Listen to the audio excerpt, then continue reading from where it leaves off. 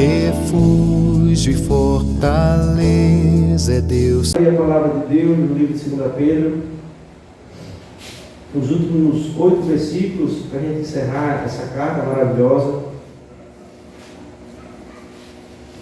completando assim as 2 cartas de Pedro, a igreja do Senhor. Vamos ler do capítulo 3, versículo 10 ao 18.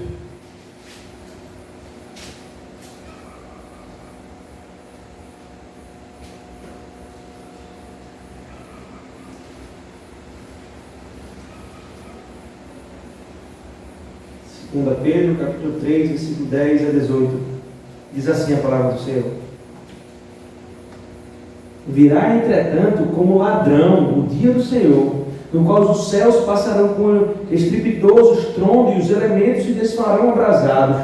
Também a terra e as obras que nele existem serão atingidas. Visto que todas as coisas vão ser assim desfeitas, deveis ser tais como os que vivem em santo procedimento e piedade, esperando e apressando a vinda de Deus, por causa do qual os céus incendiados serão desfeitos e os elementos abrasados se derreterão. Nós, porém, segundo a sua promessa, esperamos novos céus e nova terra, nos quais habita a justiça. Por esta razão, pois, amados, esperando estas coisas, empenhai-vos por seres achados por Ele em paz, sem mácula, irrepreensíveis, e tende por salvação a longanimidade de nosso Senhor, como igualmente o nosso amado irmão Paulo vos escreveu, segundo a sabedoria que lhe foi dada. Ao falar acerca desses assuntos, como de fato costuma fazer em todas as suas epístolas, nos quais há certas coisas difíceis de entender, que os ignorantes e instáveis deturpam, como também deturpam as demais escrituras para a própria destruição deles. Vós, pois, amados, prevenidos como estáis de antemão, acautelai-vos. Não suceda que, arrastado pelo erro desses insubordinados, descaiais da vossa própria firmeza. Antes crescei na graça e no conhecimento de nosso Senhor e Salvador Jesus Cristo. A Ele seja a glória, tanto agora como no dia eterno. Amém. Oremos, irmãos. Senhor nosso Deus, muito obrigado pela Tua palavra, Senhor, porque ela é perfeita, é suficiente. Muito obrigado porque através dela o Senhor edifica, o Senhor fala à Tua igreja. O Senhor nos convence do pecado, da justiça, do juízo através do Espírito. Muito obrigado, Senhor, por essa palavra que vem ao caminho do nosso coração, Deus. E com uma espada, Senhor, ela faz um estrago, a ponto de, ao mesmo tempo que é difícil, Deus, é consolador ouvir essa palavra, Senhor.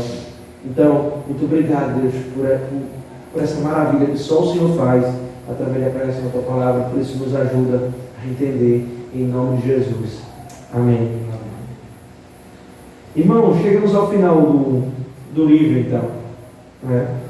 E quando eu leio esse texto, me vem à memória algo que aconteceu na minha casa ainda quando eu era solteiro e morava com minha mãe.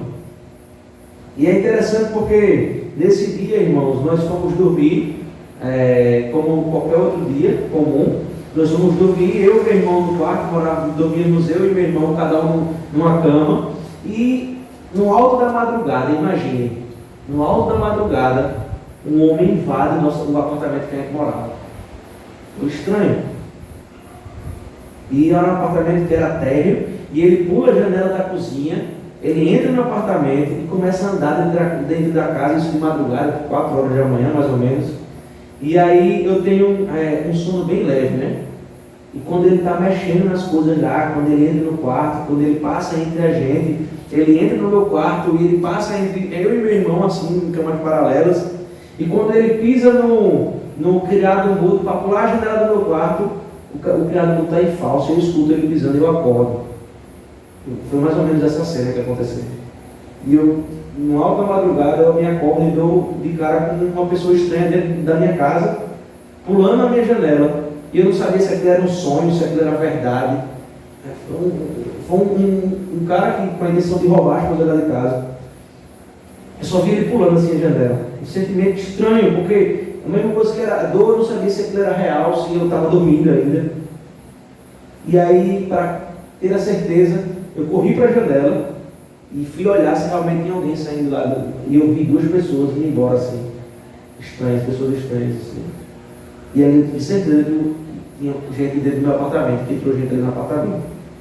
E aí eu comecei a acordar o povo lá em casa, e aperreado, disse, mãe, entrou uma pessoa aqui, minha mãe, rapaz, mas está tudo aqui, não entrou ninguém. Você entrou, e eu fui ligando para a polícia, ela, calma, não, não, vou ligar, porque eu tenho certeza que entrou alguém aqui. E eu liguei para a polícia, e a polícia, ninguém acreditou em mim. Ninguém acreditou em mim, tinha entrado alguém. E quando a polícia chegou lá, o prédio nessa hora já tinha acordado tudo. Era um prédio pequeno, de 3 andares. E quando a polícia chegou lá, achou uma bolsa da minha mãe do lado de fora do prédio, que eles tinham levado para fazer. Mas a minha mãe vendia a bolsa na época, então era uma bolsa, não tinha nada dentro, né? Só papel. Depois descobriram uma janela quebrada no carro. Depois acharam que o cadeado estava quebrado do portão lá de entrada. Irmãos, foi uma coisa muito estranha. Ninguém esperava. A verdade é essa. Depois disso, minha mãe tomou umas medidas de colocar ferro, né? Pareceu cheio de gado lá em casa, ficou depois, né? Até então era tudo aberto, a gente não tinha problema com isso. Mas foi algo que ninguém esperava, foi algo repentino, no meio da noite. Ninguém nem ouviu, eu só ouvi porque eu estava com um sono muito leve, porque ele tinha entrado lá, tinha saído. Se ele não saísse pela minha janela, ninguém ia descobrir, só ia saber depois, por causa dessas coisas que aconteceram, da bolsa, da janela quebrada. Irmãos, nós vimos que no domingo passado, que nós não sabemos nem o dia e nem a hora que Jesus Cristo vai voltar. Nós não sabemos exatamente nada sobre isso, de cronologia e de tempo que o nosso Senhor Jesus Cristo vai voltar, né, sobre a nuvem para levar a sua igreja. Alguns julgam demorada a sua volta, né? Outros já desacreditam na volta, foi isso que nós vimos no domingo passado. Mas como nós lemos aqui no versículo 10, no capítulo 3, e aí Pedro ele vai fazer uma analogia, vai dizer que Cristo vem como um ladrão. Isso soa estranho, irmãos, você dizer isso, né? Cristo vem como um ladrão, porque a gente associa o ladrão a uma coisa ruim, a coisa que a roubo, mas não é exatamente esse sentido, né? Não é comparar um ladrão com Cristo, mas a verdade é que não existe essa comparação, mas a comparação existe, a forma que um ladrão entra numa casa, né? Sem aviso prévio, sem dar uma data, nem um tempo, não é às claras, né? Geralmente o ladrão entra à noite, quando ninguém está atento, quando você menos perceber. Até porque se o ladrão avisasse ao dono da casa que estava indo, né, o dono da casa ia se fortalecer, ia fortalecer a sua segurança. Irmãos, o ponto aqui que Pedro está tratando é que assim será a volta de Cristo. Assim como um ladrão, a forma como ele vem, como ele entra na casa, quando ninguém menos espera, quando ninguém está preparado, um dia comum e normal, em que a gente vai estar fazendo as mesmas coisas que fazemos todos os dias. Esse dia será assim. Você vai acordar, você vai fazer as mesmas coisas, né, que você faz hoje. E eu tenho uma convicção pessoal que esse dia do Senhor será no domingo, né? E nesse dia nós vamos vir para a igreja normal, acordaremos como um dia normal, vamos tomar nosso banho, café, enfim, ler a Bíblia e vir para a igreja. E no dia, né, no momento exato, se ninguém esperar, será a volta de Cristo.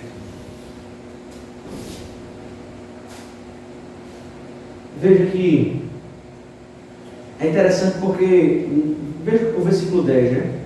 Virá, entretanto, como ladrão o dia do Senhor.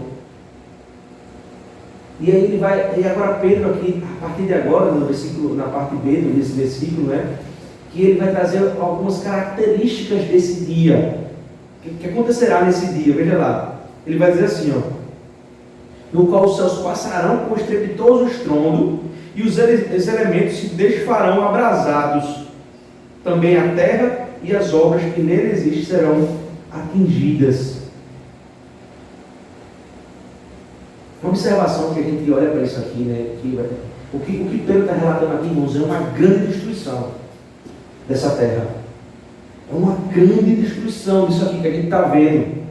E note que o termo que Pedro usa é abrasados, é como se tudo estivesse derretendo, como se o fogo estivesse derretendo. Tudo isso aqui é algo pavoroso e estrondoso mesmo.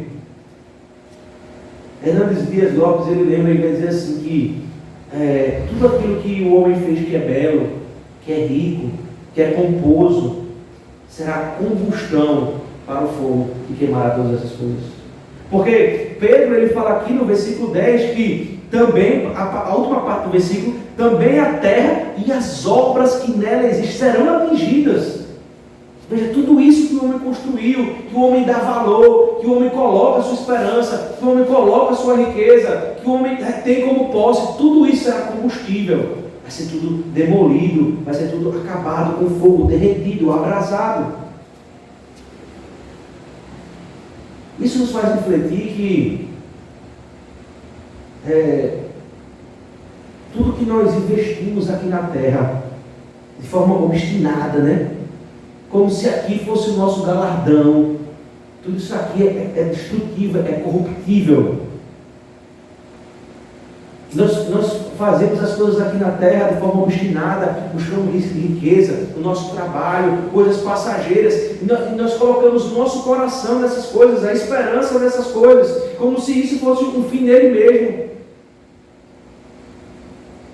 Tudo isso que nós construímos, nada disso tem valor eterno, nada. Tudo isso será queimado, abraçado pelo fogo, ruirá no dia do Senhor. Por isso que Jesus disse, você deve ter tesouro do céu. Isso é incorruptível. Nem o ladrão, né? Nem a traça, nem a ferrugem, nada disso pode ser levado, nem comido. É algo indestrutível, é incorruptível. Não ajuntem tesouros, não gastem tempo com isso. Vai ser tudo derretido e abrasado, todas essas obras, toda essa terra, todo esse lugar. E ele continua no versículo 11, né? Visto que todas essas coisas vão de ser assim desfeitas, deveis ser tais como os que vivem em santo procedimento e piedade. Então, o que é eterno diante dessas coisas que são limitadas e que vão acabar? Gente, é impossível. A comparação que Pedro faz aqui, irmãos, é que é impossível você viver uma vida desregrada na sua própria forma, da forma como você acha que deve viver, na sua própria justiça, e ao mesmo tempo crer que Jesus vai voltar. Não faz sentido. Porque a crença na vida de Jesus Cristo implica uma vida nessa terra com conceitos eternos. É um conceito de piedade, de viver de um procedimento santo. É muito difícil, irmãos, falar sobre santidade, porque é um pecador falando sobre uma santidade de Deus que procede para os homens, mas que vem do Espírito Santo, né? Mas ao mesmo tempo parece algo que é inalcançável, ou que eu estou exigindo algo que vocês não podem cumprir, ou que eu não possa cumprir também, né? Mas sempre até atrela a santidade ao próprio Cristo. A obra do sacrifício e a ressurreição. É nele que nós somos santos. E nós vivemos para ele. Por isso que nós somos santos também. Então, nesse sentido, quando se crê na vinda de Cristo, ou na segunda vinda de Cristo, né, se tem uma vida de piedade, e nós cremos, se não cremos nisso, se não vivemos assim, o que nos resta é o outro caminho. Um caminho mais largo. E aqui, irmãos, como eu disse, né, o pecado na vida do crente é um acidente. Não deve ser tratado assim. É algo que acontece, mas não é o que deveria acontecer. É nesse sentido que nós tratamos. Não é? Eu não estou falando aqui no sentido de pecado não programado. Não é? É o pecado por acidente. A maldade é maior quando o pecado é programado. Eu não estou falando de distinção de pecado. Mas aí já virou iniquidade no seu coração, né? Eu planejo o pecado, eu planejo a perversidade, eu programo isso vai acontecer daqui a instantes, e eu estou obstinado que isso aconteça. Como é que eu vivo assim e eu espero a segunda vinda de Cristo? Eu espero para a condenação, só pode? Mas um acidente do pecado, de fato, nós estamos propícios a acontecer, né? Há um instrumento de perdão da confissão de pecados e nós devemos usar isso constantemente. Mas tem outros que planejam, pegam intencionalmente.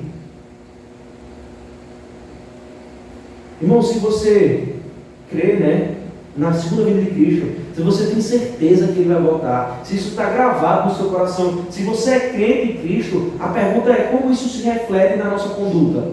Como isso reflete na minha conduta? Que implicação tem isso para a sua vida? Se você crê que Jesus Cristo vai voltar, que Ele está prestes a voltar, nós não sabemos o dia nem a hora, mas temos a certeza que Ele vai voltar. Assim como Noé teve a certeza e construiu a arca, que seria inundado o mundo por água, assim também devemos ter a certeza que Cristo vai voltar, o mundo será demolido por fogo. E se eu tenho essa certeza, o que é que isso implica na minha vida? O que é que o texto está nos informando? O que é que Pedro traz à nossa mente? É que tudo isso vai acontecer, é um fato, e que nós devemos estar esperando, vivendo como os que vivem em santo procedimento e piedade. E aqui a piedade está relacionada, irmãos, à palavra, à fidelidade a Deus. Fidelidade para com Deus e com seus preceitos. Não só isso, irmãos. Veja o que diz o versículo 12. Esperando e apressando a vinda do dia de Deus, por causa do qual os céus incendiados serão desfeitos e os elementos abrasados se derreterão. Dois verbos que ele usa aqui, né? Esperando e apressando a vinda de Deus. A minha pergunta é, irmãos, nós temos esperado a vinda do Senhor Jesus? Você tem esperado a vinda do Senhor Jesus Cristo? Como os apóstolos diziam, Maranata, ora vem o Senhor Jesus. Será que esse mesmo calor que vai mexer com o coração dos apóstolos a ponto de esperar o Senhor Jesus, ter a certeza que Ele vem, será que também isso está no nosso coração?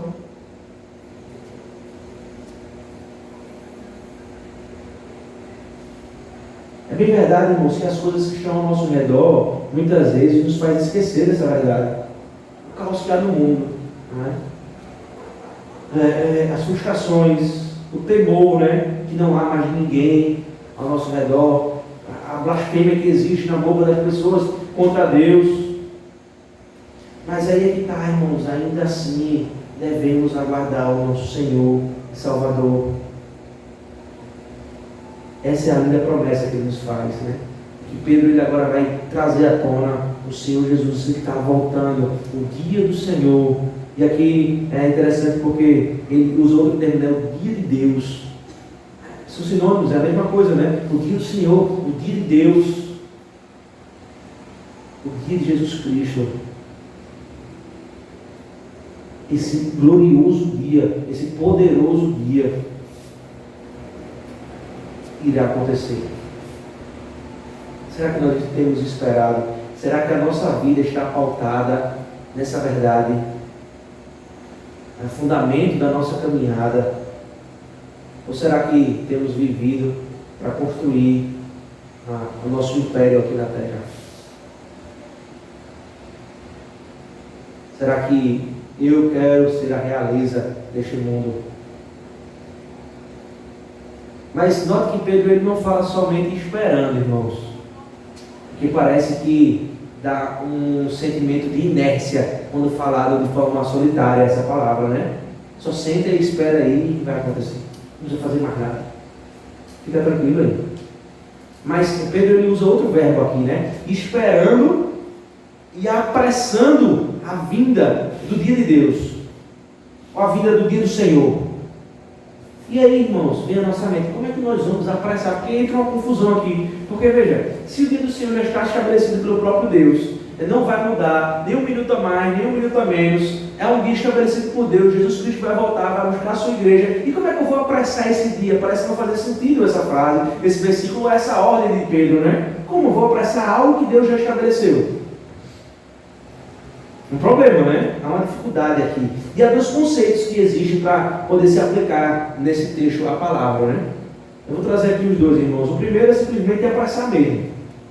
É olhar para o contexto das coisas, né? E tornar, vamos dizer assim, apressar no sentido de tornar mais curto o tempo de duração da volta de Cristo. Ou seja, que ele venha mais rápido.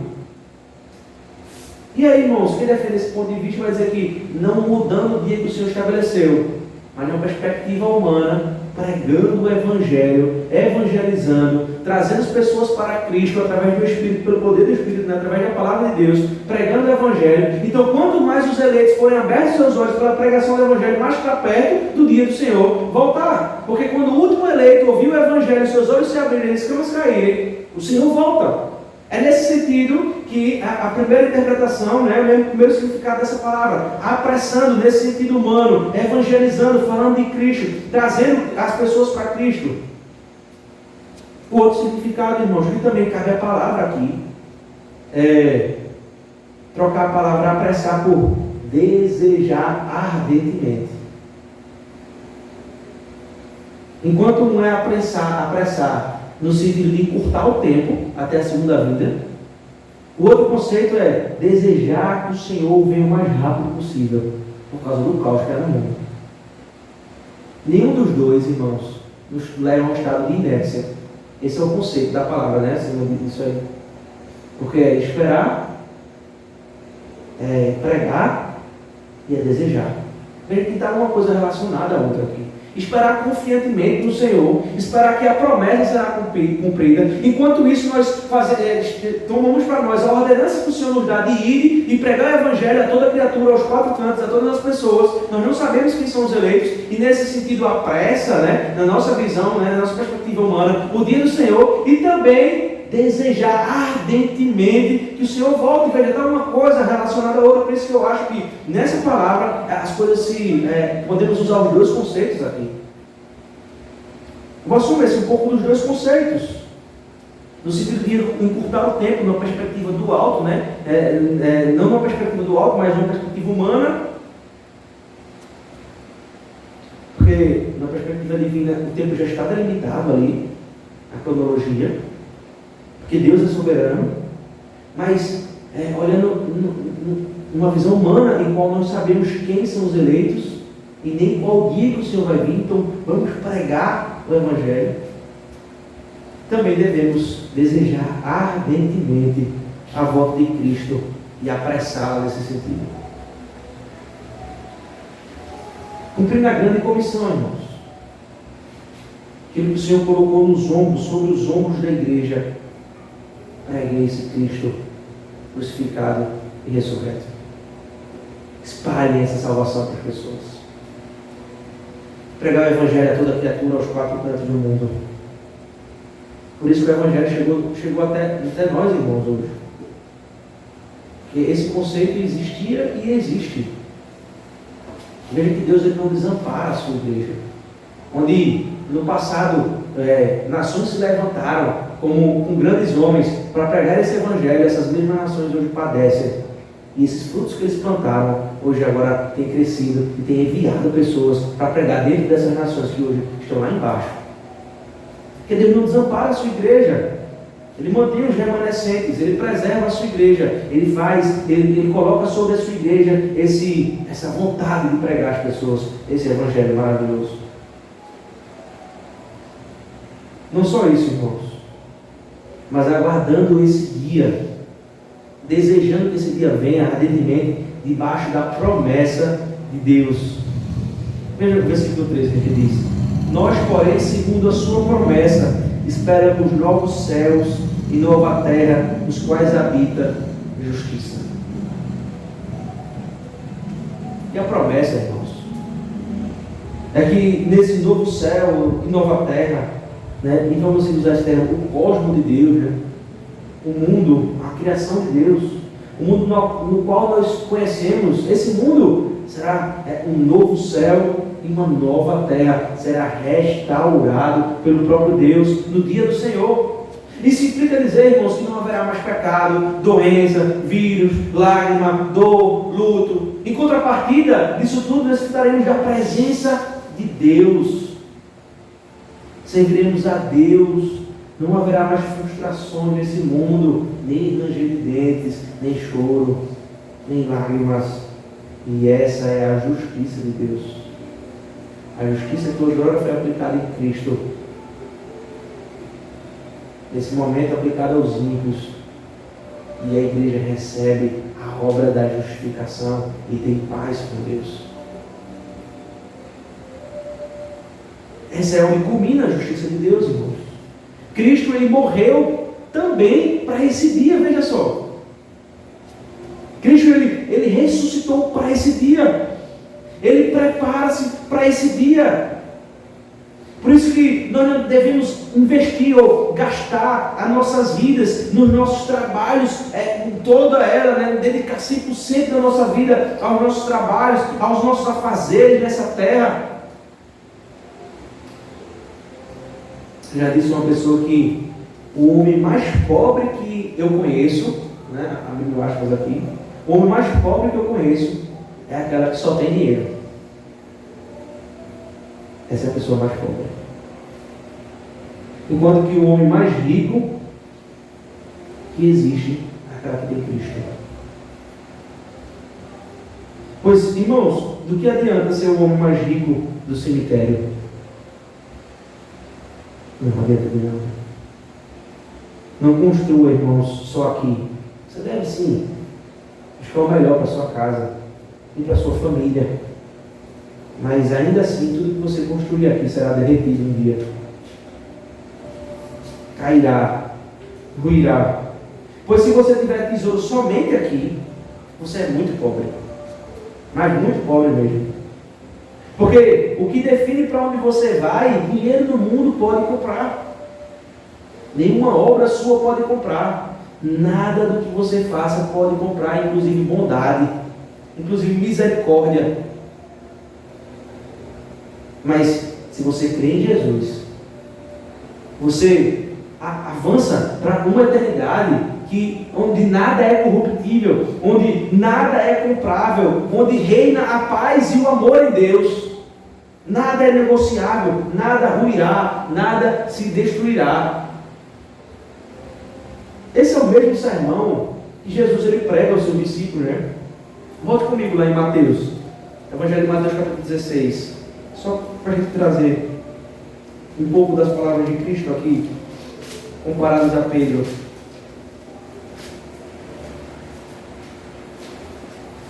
Somente 2 versículos. Mateus 16, versículos 25 e 26.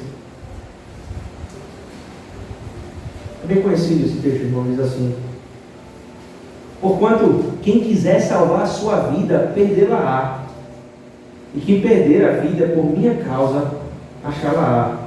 Por isso, que aproveitará o homem se ganhar o mundo inteiro e perder a sua alma? O que dará o homem em troca da sua alma? É exatamente o sermão de Cristo, falando ao povo de Deus, aos seus discípulos. Pedro, ele trata com os discípulos aqui. Todo homem que tentar se justificar, todo homem que quiser comprar, todo homem que tentar achar, perderá. Mas aquele que for achado, aquele que for justificado, aquele que for comprado, esse sim achará.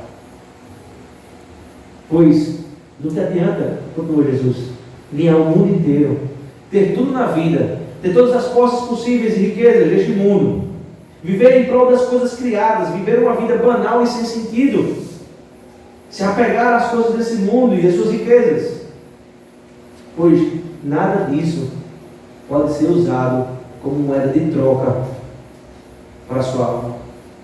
Nada, irmãos.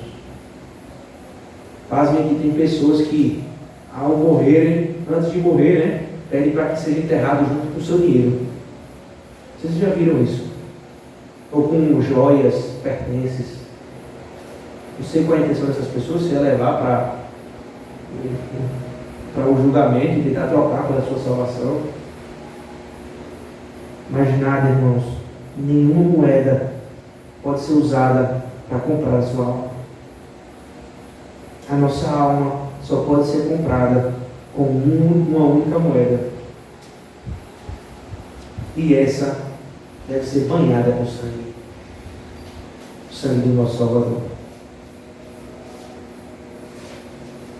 Pedro agora ele começa a conclusão da carta, irmãos. O final do sermão de Pedro aqui, nessa segunda carta. E tudo que ele fala a partir de agora, a partir do versículo 14, Pedro está relacionando a segunda vinda de Cristo, como ele tem feito, né? Então, veja o que ele diz no versículo 14. Por essa razão, pois, amados, esperando estas coisas, empenhai-vos por seres achados por ele em paz, sem máculas e irrepreensíveis. E aqui agora, irmãos, entra aquilo que chamamos de responsabilidade humana, não é? A nossa responsabilidade enquanto Cristo não volta. Pedro ele dá um insight antes aqui, né? Vai dizer que vocês devem ser piedosos, santos na sua conduta. E aqui Pedro vai trazer uma coisa mais clara. Ele vai dizer, vocês devem ser, veja lá, empenhai-vos em ser achados em paz, sem mácula, irrepreensíveis. E aqui, veja o que Pedro diz, empenhados. Não sei se os irmãos lembram, quando a gente está tratando Pedro na primeira carta, ele vai usar a palavra diligente, né? É bem parecido aqui o conceito. Se esforçando, dedicando-se ao máximo. Mas dedicando-se ao quê, né? Aí ele diz, em paz, sem máculas, irrepreensível. E aqui, irmãos, toda vez que essa palavra paz aparece nas Escrituras, ela sempre traz esses dois conceitos atrelados a ela aqui, né? O primeiro conceito de paz é sobre a obra da justificação. Paulo vai tratar disso, né? Justificados, pois temos paz com Deus. É o meu relacionamento com Deus. A paz do meu relacionamento com Deus foi restaurado em Cristo. Antes de Cristo eu não tenho paz com Deus. Após a justificação em Cristo, Ele me dá paz. Esse é o primeiro conceito da palavra paz aqui no texto. E o outro conceito é paz com os homens. É viver em paz. Não é? Algo parecido com a lei, né? Com Deus e com o próximo. Esse é o segundo conceito. E o próprio Cristo, ele pontualmente nos dá paz com a justificação. E a partir do momento que Ele nos dá o Espírito Santo para viver em nós, Ele nos traz paz como santificação. Porque nós vivemos um processo de paz com o próximo. Isso nos ajuda com isso, né? Através da instrução da palavra de Deus. Então, esse significado, né, de paz é exatamente isso. Como é que vocês vão viver enquanto Cristo não volta? Tendo paz com Deus e tendo paz com os homens. E quando você tem paz com Deus e com os homens, né, com Deus lhe torna sem mácula e com os homens lhe torna irrepreensível. Porque você usa o princípio bíblico. Sem mácula, irrepreensível. Pedro usa o contexto, né, aqui dos gnósticos, que eles vão dizer, esses homens viviam maculados aqui. Maculados o tempo todo. E vocês devem viver sem mácula. Mas como? Se eu sou pecador. O pecado me traz mácula, né? Ele me suja. E aí é o conceito de ser limpos por Cristo. Veja lá, volta lá o livro de Efésios, capítulo 5.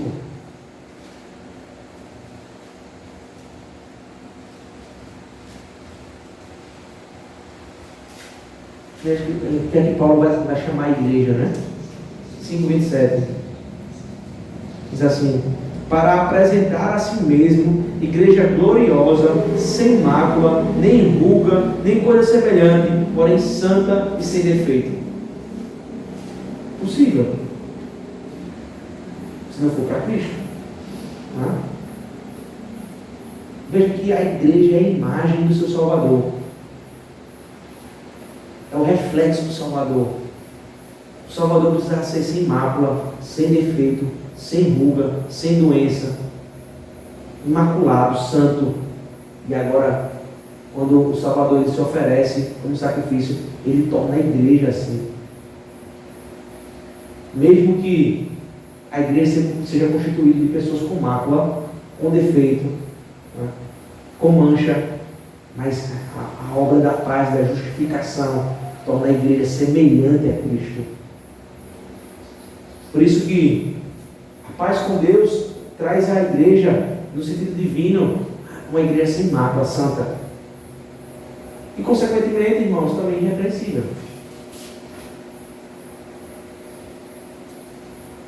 Porque vive os preceitos do Senhor. E aí, Pedro agora ele entra no versículo 15, falando acerca de salvação. Veja lá, ele diz assim, ó, ele termina, sem mácula, irrepreensível, e tende por salvação a longanimidade de nosso Senhor, como igualmente nosso amado irmão Paulo vos escreveu, segundo a sabedoria que lhes foi dada. Pedro ele entra agora falando acerca de salvação, que tende por salvação a longanimidade. E aqui a salvação significa muito mais do que simplesmente ir para o céu, né? De fato. Mas alguns conceitos que podemos aplicar aqui por exemplo, escapar da condenação, né? Participar do mundo eterno, ter o corpo glorificado. Pedro ele engloba aqui nessa palavra que ele usa exatamente todo o conceito de salvação, de não ser condenação, de ser glorificado no dia final. E por que ele diz isso? Porque ele está atrelando a salvação e ao tempo que Cristo está demorando para voltar, a longanimidade. É o conceito que ele vai tratar lá no versículo 9. Lembra que a gente falou isso do domingo passado? Ele diz assim, ó, não retarda o Senhor a sua promessa, porque o Senhor é misericordioso. Veja o que diz o versículo 9. Não retarda o Senhor a sua promessa, como alguns a julgam demorada. Pelo contrário, ele é longânimo para convosco, não querendo que nenhum pereça. Veja, a misericórdia de Deus para a salvação, ele torna-se paciente, porque ele é longânimo para com o povo. Não retarda.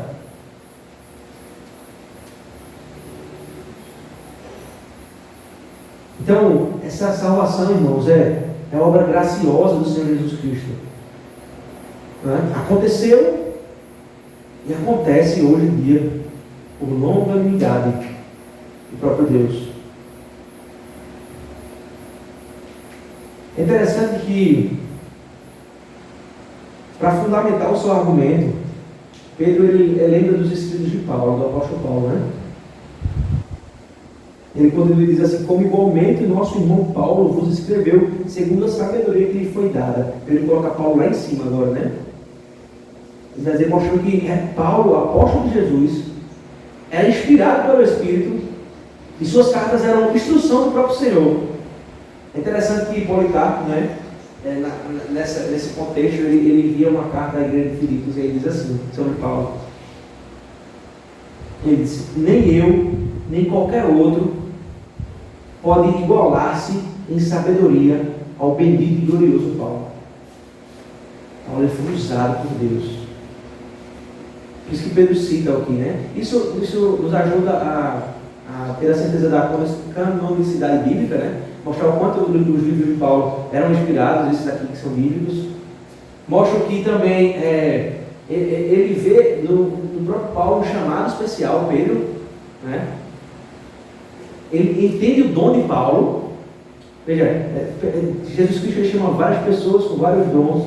Veja, a sabedoria de Paulo é algo exemplar. Policarpo vai dizer, ninguém consegue se igualar a ele. No sentido humano, claro, né? Da palavra. E aí, porque Paulo ele vai tratar em várias de suas cartas aquilo que vamos chamar de parousia, que é a volta de Cristo, né? Por várias vezes Paulo vai tratar disso nas suas cartas. Por isso que ele fala de Paulo, desse mesmo conceito da segunda vinda de Cristo. E veja na continuação, né? A falar acerca deste assunto, versículo 16, como de fato costuma fazer em todas as suas epístolas, mas nas quais há certas coisas difíceis de entender. Veja, ele atrela a sabedoria, coisa difícil de entender. O próprio Paulo vai escrever isso, né?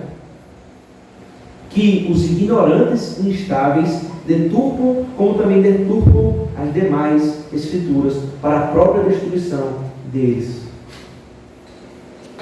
Veja que Pedro ele vai dizer, Paulo foi chamado por Deus, pelo próprio Cristo, né? Para ser apóstolo. Ele foi dado a ele sabedoria e às vezes ele escreve difícil, nas suas cartas, uma coisa difícil de interpretar. Talvez para a gente seja um pouco mais fácil, porque temos todo um cânon, né? E as coisas se completam, mas ainda assim ele escreve difícil. E o que, é que as pessoas fazem com essa dificuldade de interpretação dos escritos de Paulo? Deturpam. Se eu não sei, eu invento, né? E aí eu invento aqui e digo o que ele quer dizer para justificar aquilo que eu quero ensinar. Sabe de quem eles estão falando aqui? De Pedro está falando aqui? Exatamente no contexto maior da carta dos falsos mestres, né? aqueles que se levantavam nas igrejas para ensinar um falso ensino. É nesse contexto aqui que nós estamos tratando. Então, esses homens, eles deturpam o ensino de Paulo, e Paulo fala sobre a segunda vida constantemente, e eles deturpam esse ensino, e sabe o que vai acontecer com eles? Eles estão fazendo isso para a própria destruição. Eles não enxergam e estão sendo condenados pela sua própria palavra, pelo seu próprio ensino. Isso faz com que eles mesmos sejam destruídos pelas suas próprias palavras. Veja, irmãos, aquele conceito que nós falamos, né? Ele ganha todo mundo e perde a sua alma. Jesus pergunta: do que adianta então?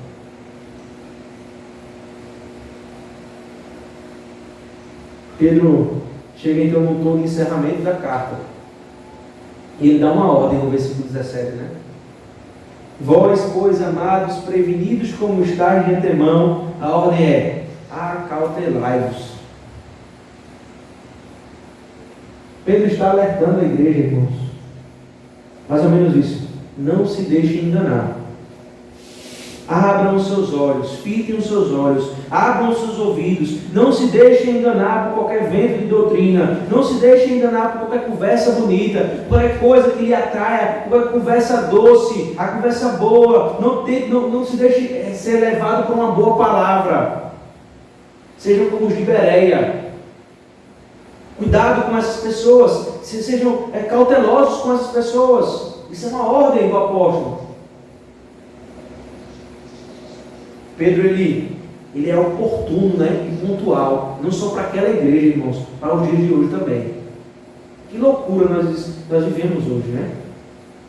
Nós não tem um canal na televisão brasileira que seja dito evangélico, que a gente possa ouvir uma palavra fiel ser pregada.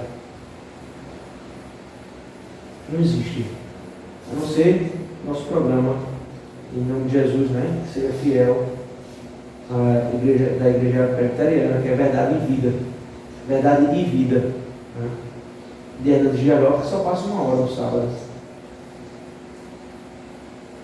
Mas esses homens compram toda uma rede de televisão para alienar as pessoas, para mentir, para deturpar o evangelho, para servir as suas próprias justificativas, luxos, e seu dinheiro e tudo o que eles querem nessa vida.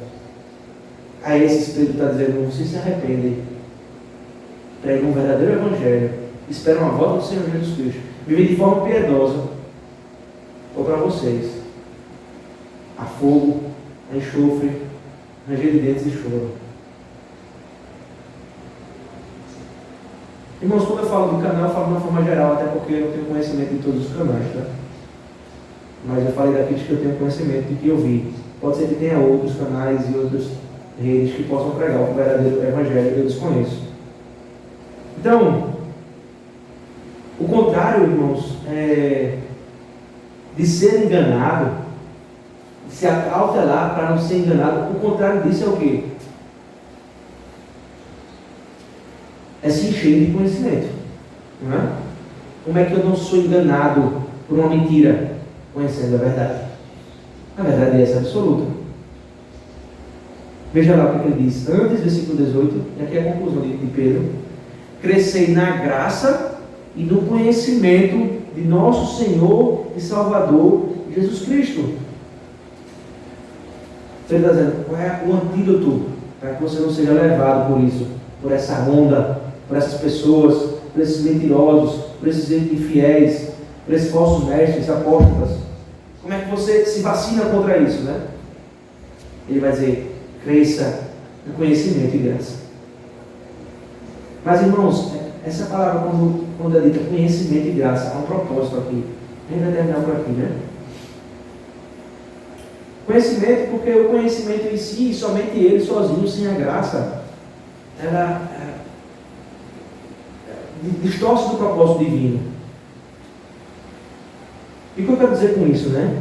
Porque nas últimas consequências de crescer em graça, né? Crescer em graça é nada mais, nada menos do que se parecer com Cristo. É isso por qual ele morreu. Esse reflexo de Cristo na terra. Então, quando a ordem de Pedro é crescer, por isso que ele sempre atrela, melhor dizendo, o conhecimento das Escrituras e o viver piedoso e santo.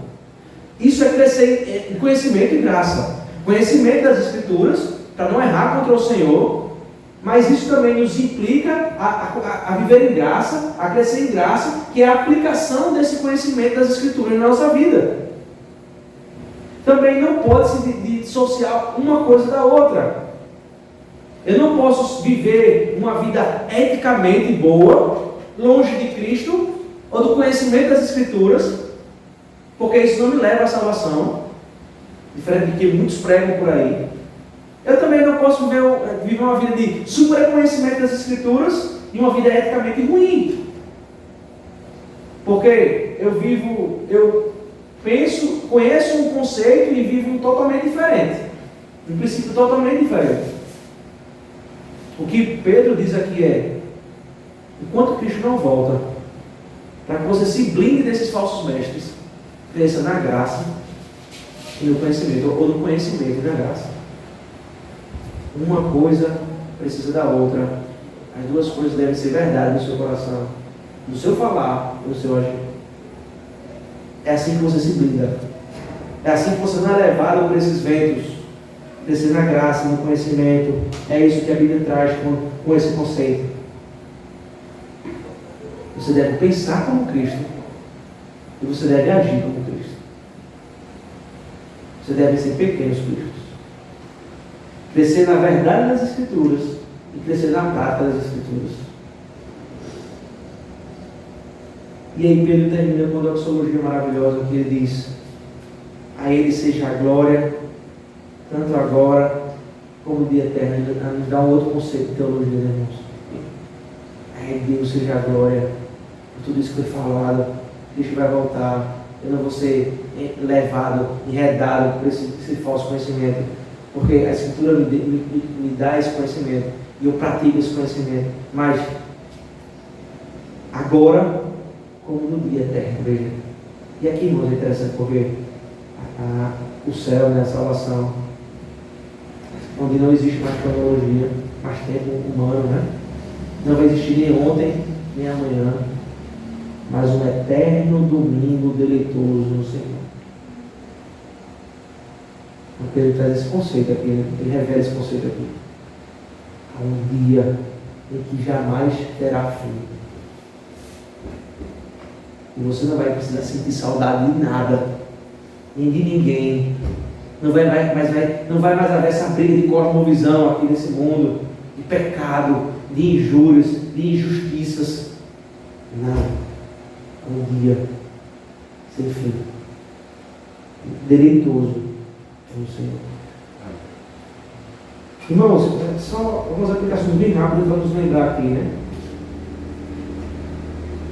A primeira, irmãos, é que o dia do Senhor vem como um ladrão. Por isso o nosso dever é viver santo e piedoso. Lembrem do conceito que eu falei de que o pecado como um acidente, né? Mas a gente vai poder tropeçar, não planejar o pecado. E quando tropeçar, e se acontecer, há uma ferramenta que o Senhor nos dá de perdão e arrependimento. Oração ao Senhor, aos pés do Senhor. Lembrem também, irmãos, que esses homens que foram levantados aqui como falsos mestres também existem nos nossos dias e querem arrebatar o nosso entendimento, o nosso coração com boas palavras fictícias, doces, que entram no nosso ouvido como um algodão, como uma coisa maravilhosa. Mas lembrem que essas palavras nos levam para um mal que é apostasia e é contrário e é infidelidade ao Senhor. Lembrem também, irmãos, por último, que nós devemos ser cautelosos. Como é que eu vou ser cauteloso? Crescendo em graça e conhecimento em graça. Conhecimento das Escrituras e a prática das Escrituras. Conhecimento das Escrituras e a prática das Escrituras. Assim que deve ser o nosso proceder. Pois o último dia será um dia eterno e deleitoso do Senhor. Que Deus nos abençoe. Irmãos, vamos orar? Senhor nosso Deus, glorificado seja o Teu nome, Senhor, em nosso meio. Ó Deus, nós louvamos o Teu nome aqui, Senhor, e te agradecemos por essa palavra. Te agradecemos porque o Senhor nos dá a oportunidade de fecharmos mais um livro inspirado, um livro que o Senhor deu para a sua igreja, para estudarmos, para lermos, para nos deleitarmos, para aprendermos, para sermos instruídos, consolados, exortados. Muito obrigado, Senhor, por essas verdades aqui ditas. Ó Deus, que no nosso coração sempre surja, Deus, esse fervor de esperar o dia do Senhor, assim como os apóstolos, né? Maranata, ora vem o Senhor, Deus, que possamos esperar o Teu Filho, Jesus Cristo, vir nos buscar, vir buscar a Tua igreja, e enquanto isso não acontece, por misericórdia e unidade do Senhor, possamos viver uma vida santa e piedosa, um procedimento santo, justos pecadores, dobrados diante do Senhor, fazemos a Tua vontade, e que no último dia, o dia eterno, seja um dia inesquecível para o povo de Deus, em nome de Jesus Cristo. Amém. Amém.